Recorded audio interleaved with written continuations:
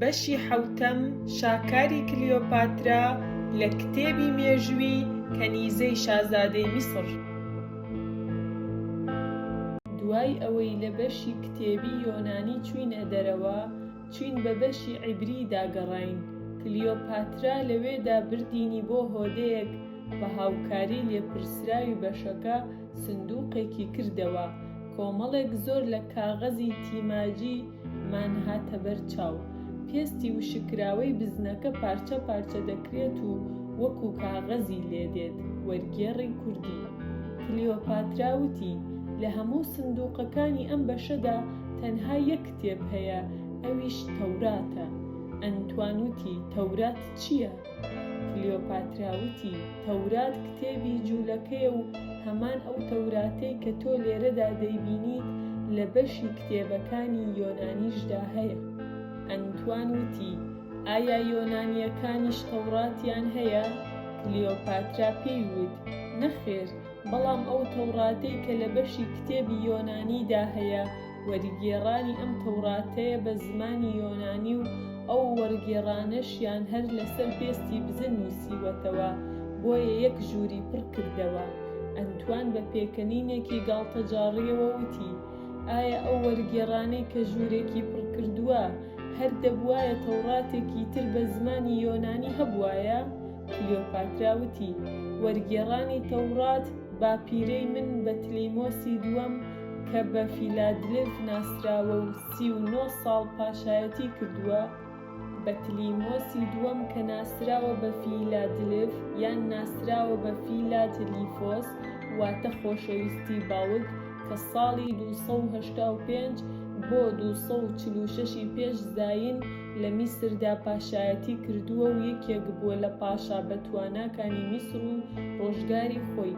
لە سەردەمی ژیانی بەتلیمۆسی یەکەمدا هاتە سەر تەختی پاشایەتی و لە ماوەیەکی کەمدا لەسەر دەستی فینیقیەر و سووریا و سعودیا و ئەسیوبیا و لیبیا و بەشێک لە ئاسیای بچووک و هەندێک لە دوورگەکانی ڕۆمدا گرت. ناوبراو لە هەمان کاتدا کەسێکی لێوەشاو و لێزان بوو سەبارەت بە کاروبارەکانی ئیدارەی دەوڵەت و بەرەو پێشبردنی بازرگانی میسردا زۆر بەجددی کۆششی دەکرد. هەروەها لە کارەکانیدا پشتی بە زانایان و ئەدیبان و هونەرمەندان دەبەست، پشگیری کۆمەکی زانستی و ئەدەبی دەکرد.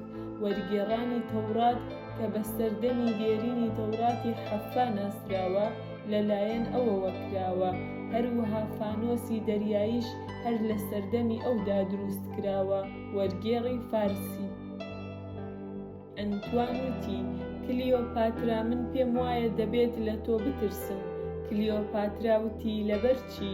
ئەنتوان وتی لەبەر ئەوەی من کە دەزانم ناوی باپیرەی چوارەمم چی بووە، بەڵام تۆ باپیرانی خۆت بە شێوەیەک دەناسیت وەک ئەوە وایە یەک بەیەکیانت بینی بێت.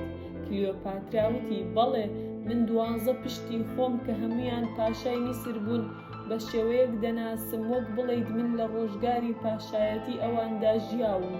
ئەنتوان بە پێکەنینەوە وتی چونکە باوکی تۆش پاشایە، لەبەر ئەوە پشتی تۆ 13هەمین پاشا دەبێت. چۆنی پیاوێکی وەک من کە ناوی چوارەمی باپیرەی خۆی نازانێت دەتوانێت ئافرەتێکی خۆش بێت کە 13 پشتی پاشا بوون؟ کلیۆپاترا پێکەنی وتی کاتێک عیشق هات بنەچە و خانەدانی گرنگی نامێنێت. ئەنتوان وتی بەتلیمۆسی دووەم 39 ساڵ پاشایەتی کرد تەنها بۆ ئەوەی تەورات لە زمانی عیبریەوە بۆ زمانی یۆنانی وەربگێڕێت. کلیۆپاترا وتی ئەو کارەی نەکردووە، بەڵکو کۆمەڵێک لە شارەزایانی زمان وەرگێڕانی ئەوەیان گرتۆتە ئەستۆ و بە ئەوان سپێردراوە لە عیبریەوە وەری بگێڕنە سەر زمانی یۆنانی. ئەنتوان وتی باپیرەی تۆ دەیویست میلەتەکەی بکاتە جوولەکە؟ کلیۆپاترا وتی نەخێر، باپیرە گەورەم نەیدەویست ئاینی جوولەکە لە ناو میلەتەکەیدا ڕەواجی هەبێت، بەڵکو زانستی خۆش دەویست. پێی وا بووە پێویستە کتێبە مەزنەکان وەربگێڕێنە سەر زمانی یۆنانی تا ئەم میلەتەی میسر تێبگات خەڵکانێکی تر چی دەڵێن و چۆن بیر دەکەنەوە، کە ئەمە تەنها تایبەت بە تەورات نییە. لەم کتێبخانەیەدا کتێبی تریش هەن، بۆ کەڵک لێوەرگرتنی خەڵکی میسر وەرگێڕدراون. ئەنتوان وتی وا باشتر بوو بەتلیمۆسی دووەمی باپیرەی تۆ ڕۆژگاری 39 ساڵ حکومڕانیکردنی خۆی بەکاری بە کەڵک بەسەر بردبا. جگە لەوە وەرگێڕانی تەورات بۆ زمانی یۆنانی نەبووەتە هۆی بەرەو پێشبردننی میسر و نە لە سەروەتی باپیرەی تۆی زیاد کردووە.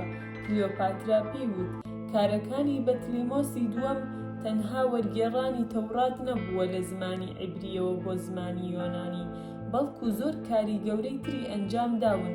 یەکێک لەوانە دروستکردنی فانۆسی دەریایی ئەسکەندەریەیە کە ئەم شەو تۆ بینیت. ئەنتوان وتی بەڵام ئەگەر لە یادم مابێت تۆ گوتت دروستکردنی فانۆسی دەریایی لە لایەن پیاوێکی ترەوە دروستکراوە. کلیۆپاترا وتی ئەو پیاوە تەنها نەخشەی داهێنانی فانۆسەکەی دروست کردووە و پێشکەشی پاشای کردووە. ئەو داهێنەری ئەو فانۆسەیە نەک دروستکردنی.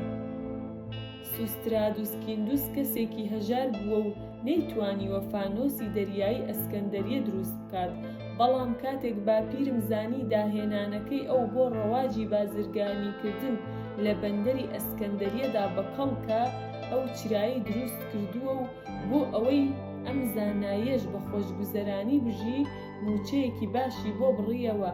ئەو داهێنەرە تا ئەو ڕۆژەی مرد بە ئاسوودەیی ژیا و دوای مردنیشی ڕۆڵەکانی ئەو بە خۆشگوزەرانی ژیان. ئێمە لەو بەشەی کتێبخانەکە هاتینە دەرەوە و چوون بۆ بەشێکی تر کە تایبەت بوو بە خانەی وەرگێڕان.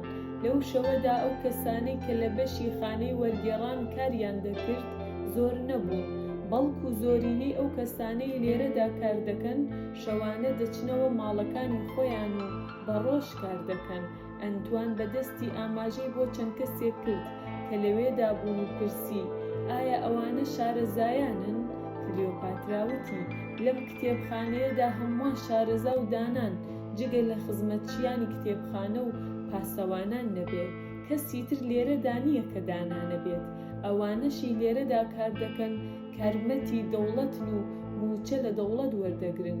خۆ ئەگەر شەوانەش سەرقاڵی کارکردن بن ئەوا کرێی سەربار وەردەگرن. ئەنتوان وتی ئایا وەرگێڕەکانی ئێوە زمانی ڕۆمی دەزانن؟ کلیۆپاترا پێکەنی وتی لەبەر ئەوەی زمانی ڕۆمی دووەم زمانە هەموو ئەشرافەکان دەیزانن، جا چ بگات بە وەرگێڕەکانی ئێرە کە زۆر لە زمانە گەورەکانی دنیا دەزانن. ئایا حەز دەکەیت ئەو کتێبانە ببینیت کە ئەو وەرگێڕانانە لە زمانێکەوە بۆ زمانێکی تر وەریان گێڕاون؟ ئەنتوان وتی تاقەتی بینینی کتێبم نەماوە. کلیۆپاترا وتی چونکە تۆ پیاوێکی جەنگاوەریت، نازانیت بەشی وەرگێڕانی ئەم کتێبخانەیە چ کارێکی گەورەی بێپێشینەی کردووە. پێش ئەوەی بەشی وەرگێڕانی ئەم کتێبخانەیە دروست بکرێت، ئەگەر میسریەک ویستبای لە زمانی ڕۆمی بخوێنێت، دەبوایە بۆ فێربوونی زمانی ئێوە بچوایە بۆ ڕۆم و لەوێ کرێی بدایەتە کەسێکی ڕۆمی بۆ ئەوەی فێری زمانی ڕۆمی بکردایە. بەڵام ئێستا دەتوانن بێت بۆ ئەم کتێبخانەیە و خەریکی خوێندنەوەی فەرهەنگی زمانی یۆنانی بە ڕۆمی بن و لێوەی فێر بن. هەروەها زمانەکانی هندی و عیبری و عەرەبی و فارسی و سریانیش بەو شێوەیەیە، چونکە قاموسی زمانی ئەو زمانانە بە زمانی یۆنانی هەیە. ئەمە ئەو هۆکارانن کە وەرگێڕەکان بە درێژایی 150 ساڵ ئەنجامیان داوە. ئەمڕۆ هیچ زمانێکی ناسراو نییە لەم کتێبخانەیەدا کە بە فەرهەنگی زمانی یۆنانی وەرنەگێڕابێت. پێم وابێت منی کەنیزەک لە ئەنتوان زیاتر لە قسەکانی کلیۆپاترا تێدەگەیشتم و چێژم لە قسەکانی ئەو وەردەگرت.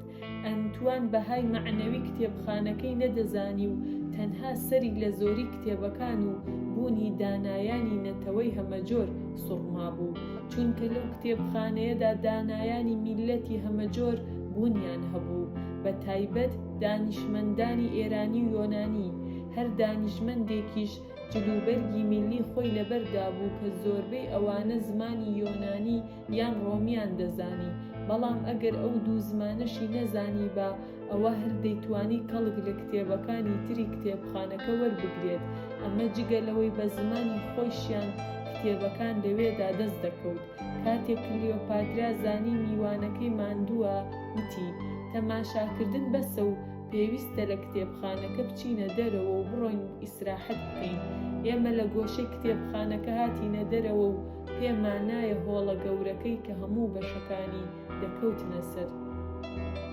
لە پڕێکدا کلیۆپاترا وەستا وتی هەریەک لە 12 باپیرە پاشاکانی من لە ڕۆژگاری حکومڕانی خۆیاندا پارێزگاریان لەم کتێبخانەیە کردووە و گرنگیان پێداوە.